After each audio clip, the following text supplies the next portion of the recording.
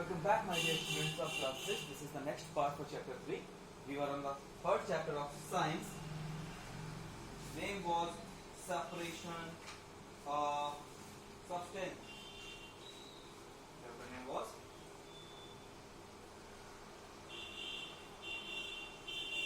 separation of substances. Cleaning of food.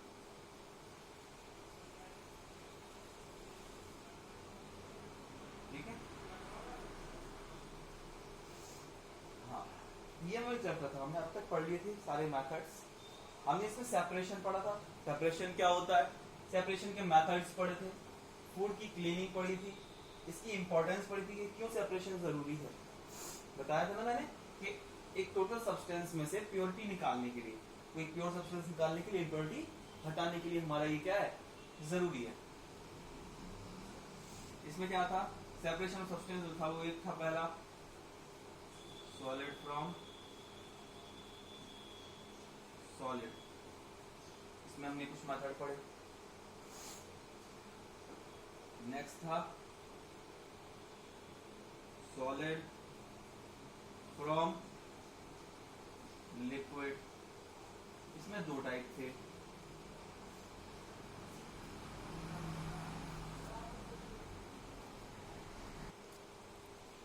इसमें ये दो तरीके थे। वेयर एक में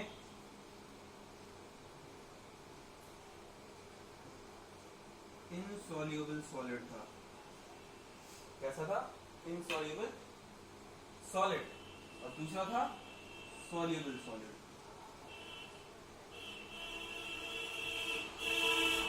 इनसॉल्युबल और सॉल्युबल। इनसॉल्युबल मतलब क्या हो गया, इनसॉल्युबल सॉलिड का मतलब ये था कि जो हमारे लिक्विड में सॉल्व मतलब घुलना। सॉल्व मीन्स क्या होता है, सॉल्युबल मतलब घुलनशील, जो घुल जाते हैं। इनसॉल्युबल जो घुलते नहीं है। अभी हमने किसके बारे में पढ़ लिया था, जो हमारे घुलते नहीं है।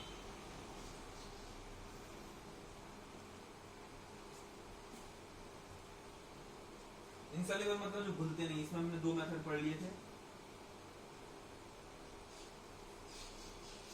Sedimentation and decantation. Next is filtration.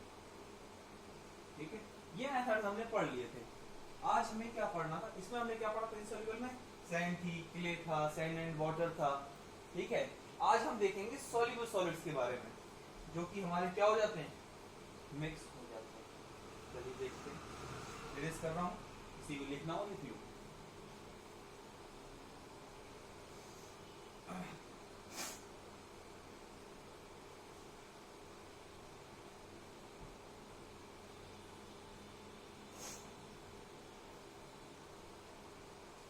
जब भी आपको एक सॉल्युबल सॉलिड दिया, उसको आपने लिक्विड में मिक्स कर लिया, तो इनको कैसे सेपरेट करोगे।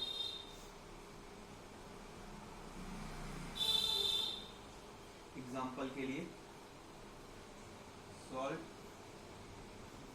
Plus water. अगर मैंने नमक को पानी में मिला दिया, तो जो नमक है वो पूरी तरीके से पानी में क्या होगा, घुल जाएगा। ये सॉल्टी वाटर सब्सटेंस बना लेगा एक तरीके से। इसी में से हम सॉल्ट और वाटर को अलग अलग कर लेंगे। क्या ये सॉल्युबल सॉलिड है, बिल्कुल है, घुल जाएगा। लिक्विड है, वाटर, ठीक है। ऐसे ही कौन सी वाटर बोलते हैं क्या, सॉल्टी वाटर या सी वाटर। सी वाटर से जो हम सॉल्ट बनाते हैं वो प्रोसेस भी तो ऐसी ही है। इसमें यूज क्या करते हैं, इसमें हम यूज करते हैं दो प्रोसेसेस का कॉम्बिनेशन। पहला इवेपोरेशन, क्या है, इवेपोरेशन।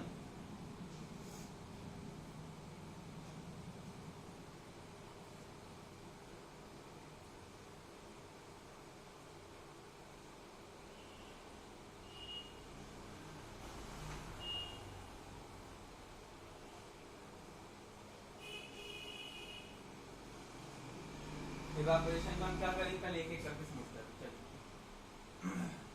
इवापोरेशन है, इवापोरेशन से हमारा सॉल्ट वाटर से अलग हो जाएगा।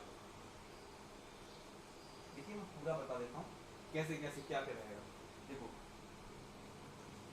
इवेपोरेशन मतलब होता है वाष्पोत्सर्जन, यह वाष्पीकरण प्रोसेस का नाम है। मतलब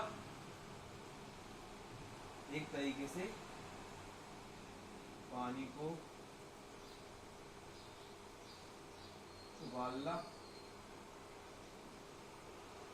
और भाप में बदल देना।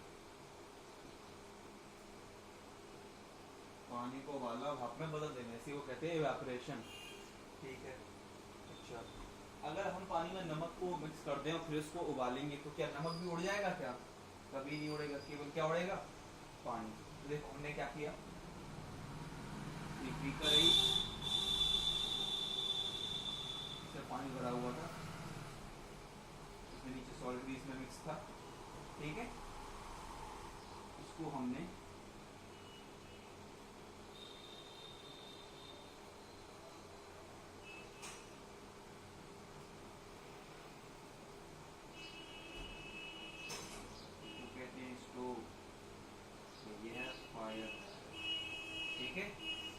गर्म करना स्टार्ट किया, हीट करना, हीट करते गए करते गए करते गए 100 डिग्री सेल्सियस तक हमें इसको क्या करना पड़ेगा? हीट करना पड़ेगा। क्योंकि पानी की एक प्रॉपर्टी होती है, वो 100 डिग्री सेल्सियस पे क्या हो जाता है?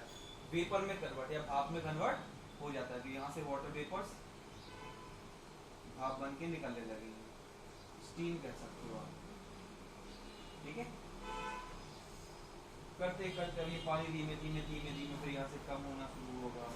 ठीक है, पानी खत्म हो जाएगा और नीचे नमक बच जाएगा। क्या बचेगा? ये सॉल्ट। ये क्या हो गया? वाटर। ऐसे ही हम नमक बनाते हैं। नमक हम बनाते कैसे? तो हम समुद्र के किनारे पे ना जो जगह पड़ी रहती है, मान लीजिए कोई लैंड है, ठीक है, ये समुद्र है, यहाँ पे हम ऐसी क्यारियाँ टाइप की बना देते हैं। जो लोग खेती वगैरह के बारे में जानते होंगे वो क्यारियाँ समझते होंगे। ठीक है, इस तरीके से रहती है। हमने ये बना दिया।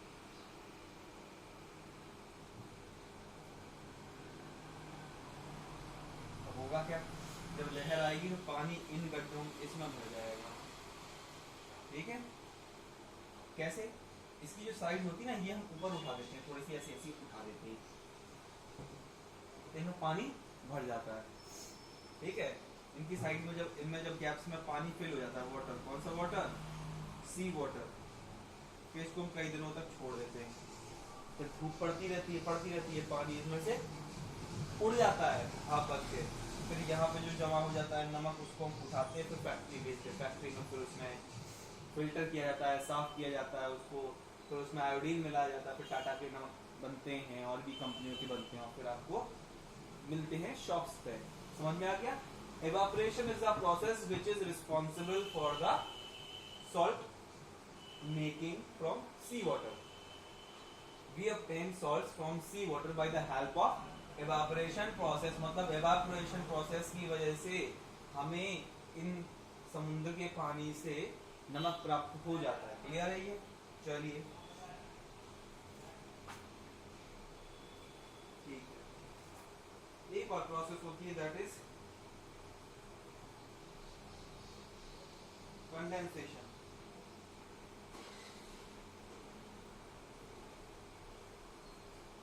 इसी में ही समझा देता हूं। वेट,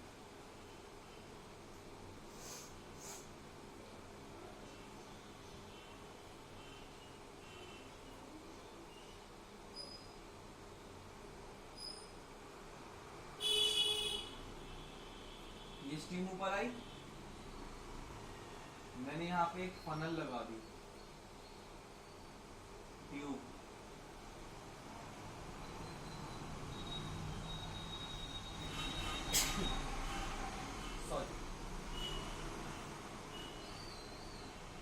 कवरिंग है ये, यहाँ से पूरी हीट अंदर चली गई,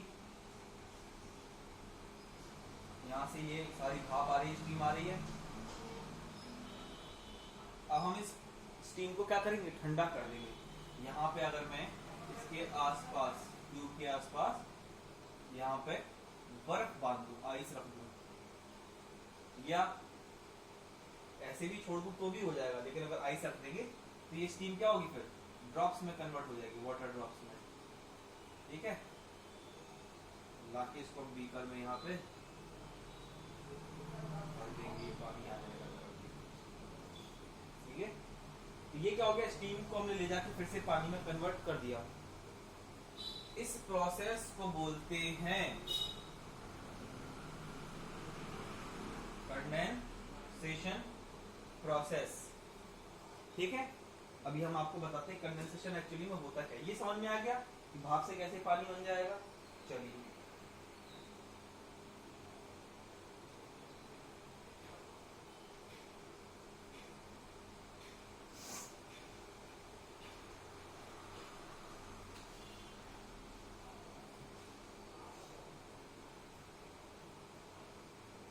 कंडेंसेशन जो प्रोसेस है इसका मतलब होता है to convert water vapour into, to convert water vapour into water liquid form.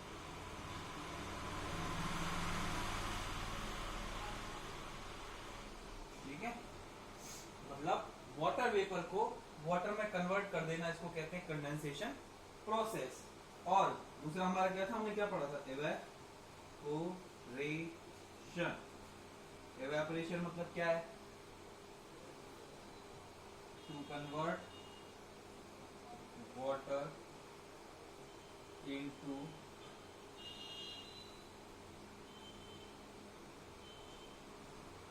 Water vapour form.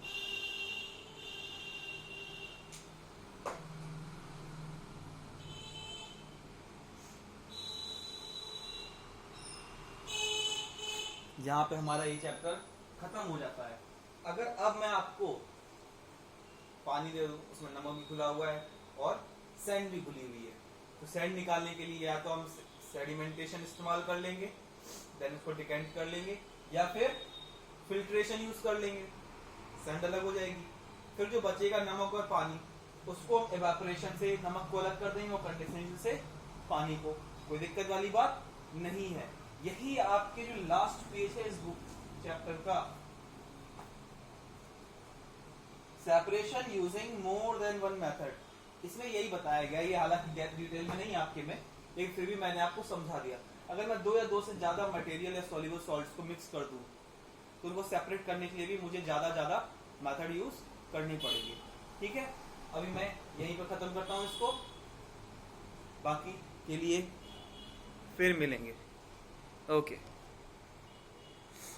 यहाँ पे आपका 3rd चैप्टर खत्म हो जाता है। इसकी एक्सरसाइज मैं कल भेज दूंगा आपके पास। ठीक है, ओके। इस बुक से बेटा इस चैप्टर को बड़े अच्छे से इसको रीड करिएगा, इसको छोड़िएगा नहीं, इस चैप्टर को अच्छे से रीड कर लीजिएगा। चलिए।